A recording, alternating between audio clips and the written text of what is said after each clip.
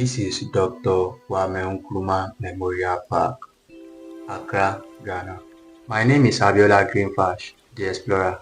Please like, comment, share, follow, and subscribe to my YouTube channel so you can see more exploring videos from me. In the heart of Accra, surrounded by silence and reflection, stand a monument to vision, courage, and African freedom.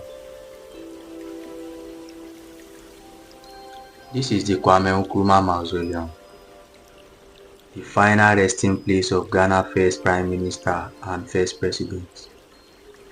Kwame Nkrumah believed that freedom of Ghana was meaningless until it was linked to the total liberation of Africa. He was born in 1909, educated across continents. Nkrumah returned home with an idea that shook an empire, that Africa could govern themselves. In 1957, Ghana became the first sub-Saharan African nation to gain independence from colonial rule. And with that moment, a new chapter in African history began. The mausoleum design rises like a sword, symbolizing strength, resistance, and victory. Water surrounds it, a reminder of life, continuity, and the eternal flow of history. Inside lies a man whose idea traveled farther than his footsteps ever could. Nkrumah spoke of unity, of self-determination, of an African standing tall on its own identity. His dreams were bold, his journey controversial, but his impact undeniable. Beside him here rests his wife, Fatia Nkrumah, who died May 2007. She was from Ethiopia and she was the one who gave birth to the first son of Dr. Kwame Nkrumah. Today, people walk these grounds not just to remember a leader, but to reconnect with a question still relevant till today. What does freedom truly mean? The Kwame Nkrumah Mausoleum is not only a place of rest, it is a place of reflection, reminding us that nations are built first by ideas, then by courage, and the story of Africa is still being written.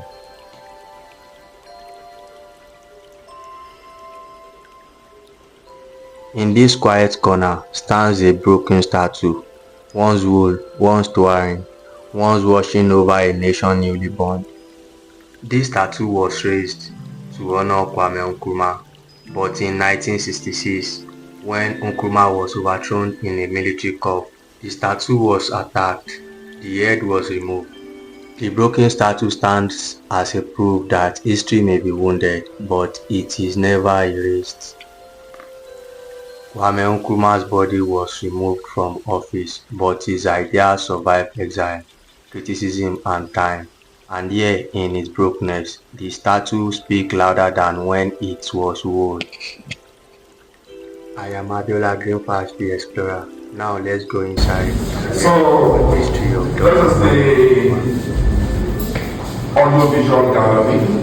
So where we play some of his audios, his videos, and arts. Just to let you in about who this man was all about. So Dr. Kwame Nkrumah was from the western part of Ghana, born on September 21st, 1909. And since 2009, his birth date has been part of our national public holidays to honor him. He was trained here as a teacher, but then in 1935, he won a scholarship to study in the US. So he came to Lincoln University, HBCU, in Pennsylvania State for his undergrad, where he studied economics, sociology, and theology. And just like most black students, he pledged. He was an active member of Phi Beta Sigma fraternity at Lincoln University. So from Lincoln, are you a Zeta? Are you a Zeta? Yeah. Okay. So from Lincoln University of Pennsylvania, where he got his master's degree, he read education and philosophy. after he returned back to Lincoln to teach in African history and languages. And even in the early part of 1945, he was voted Professor of the Year at Lincoln University.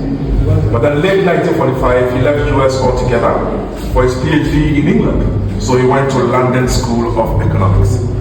But right before he left US to England, he became very passionate and involved in things to do with civil rights, liberation struggle, Pan-Africanism. So whilst in England, no event or program could take place on these topics without his involvement.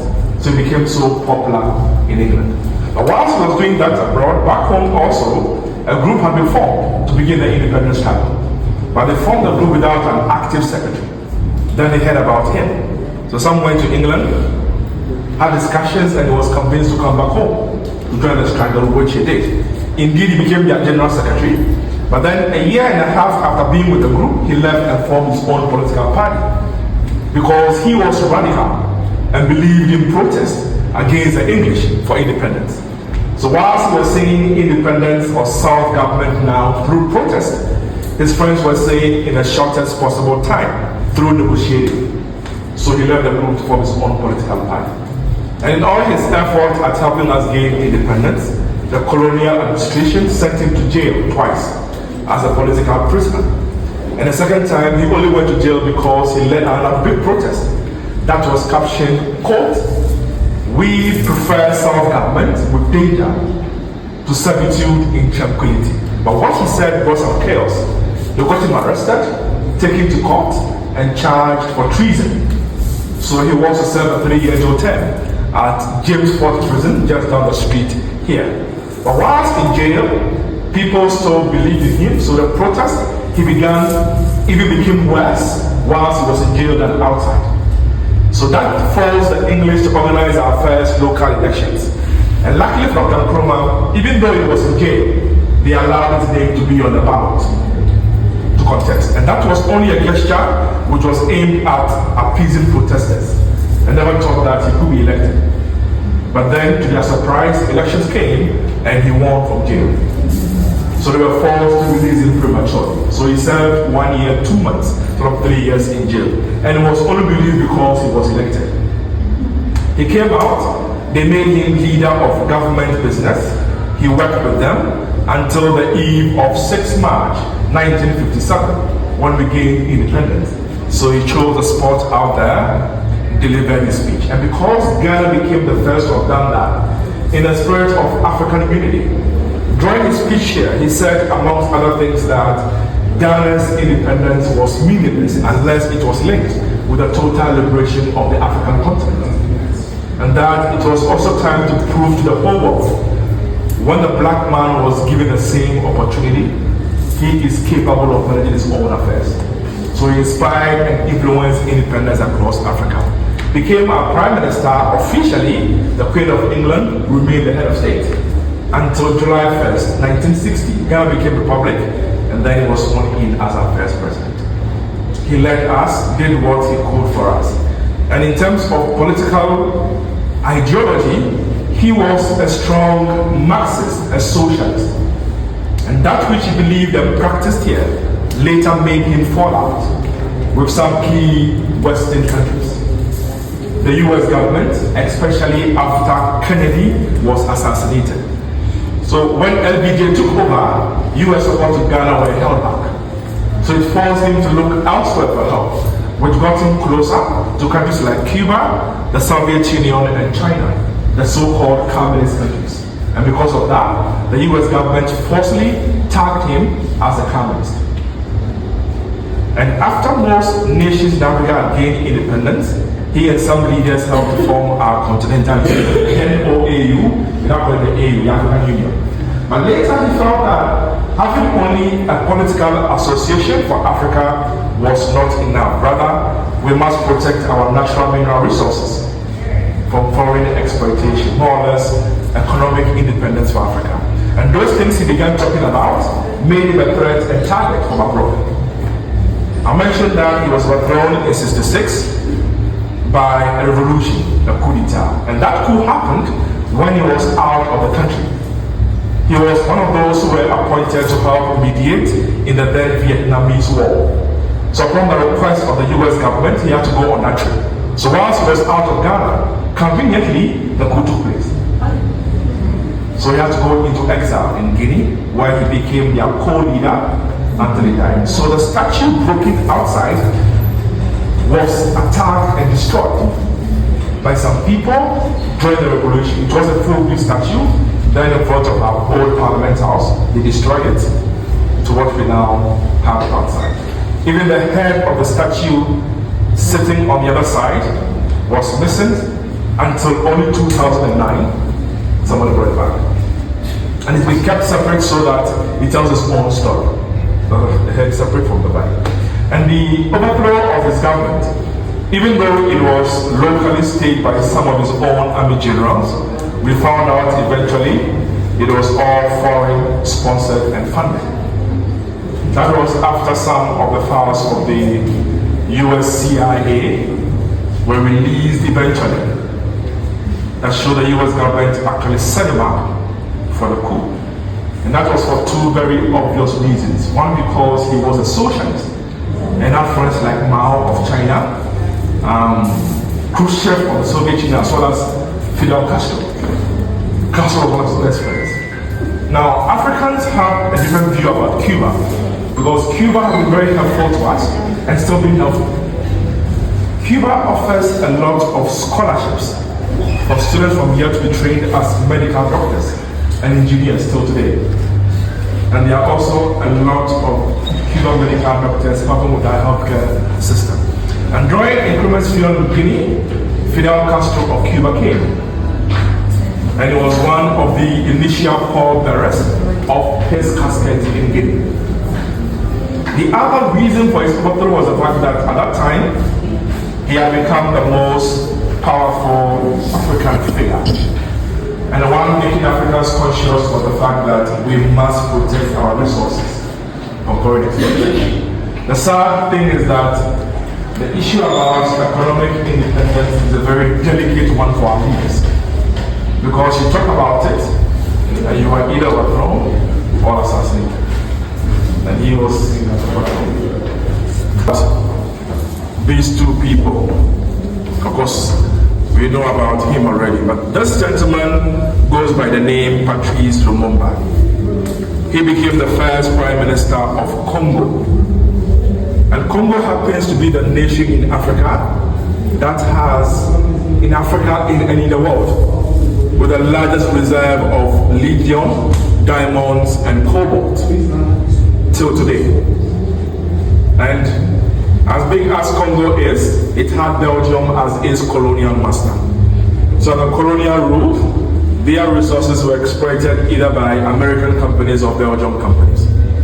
They got independent, and he later kicked everybody out of Congo from their resources, which of course got the US really concerned. They tried to convince him to allow access to mining, which he resisted.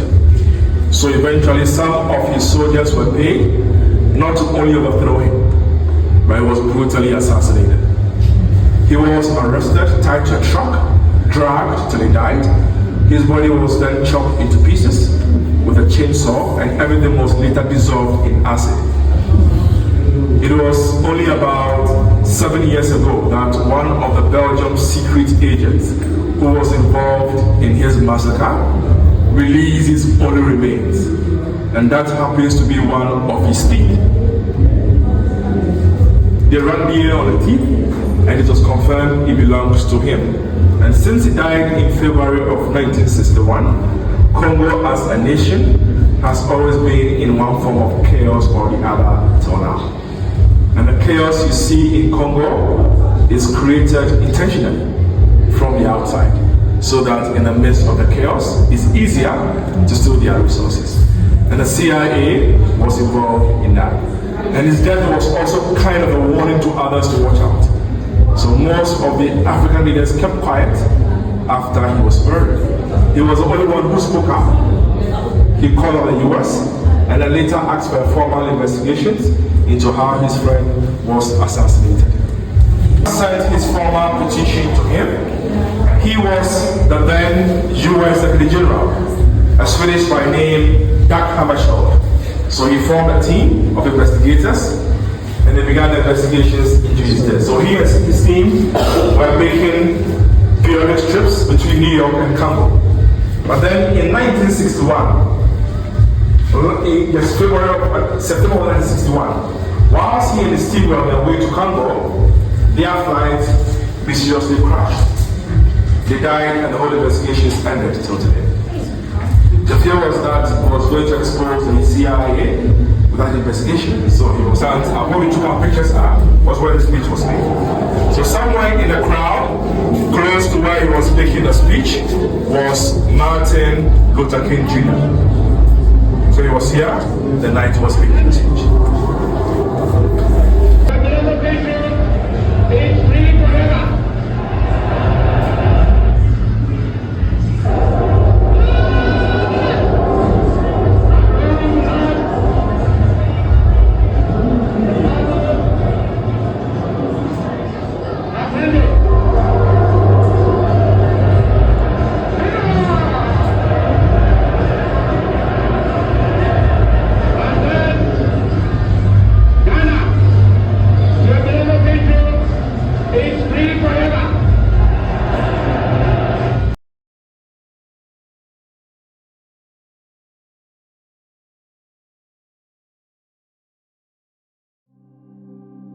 In this video was Dr. Kwame Nkrumah giving a speech at the night of their Independence Day. This dress he's putting on is also there in the museum, and a lot of things he used while he was alive.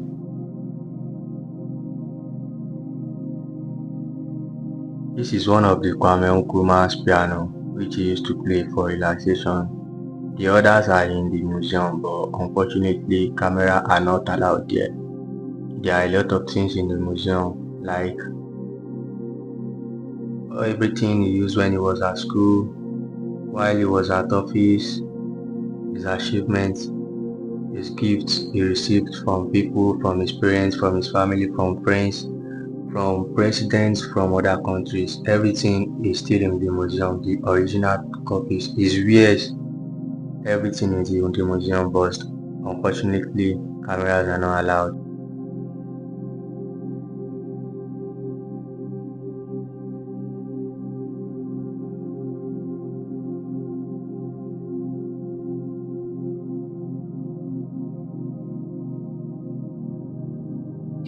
This car was gifted to Dr. Kwame Nkrumah by John F. Kennedy, the then President of United States of America.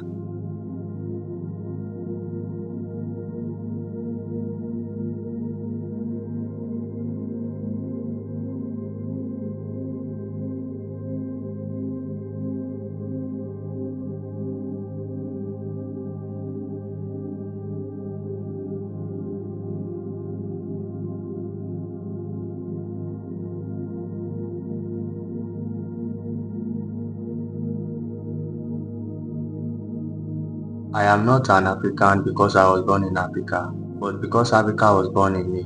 That was Kwame Nkrumah's favorite quote when he was alive. And on the walls here are his pictures displayed to show that at the end of the day he was also a human being, because he had the days he laughed, he had the days he wasn't happy. So thank you so much for watching my video, and if you ever have the opportunity to visit Accra, Ghana, visit the Kwame Nkrumah Memorial Park. It's not just a monument, it is a place where history still breathes.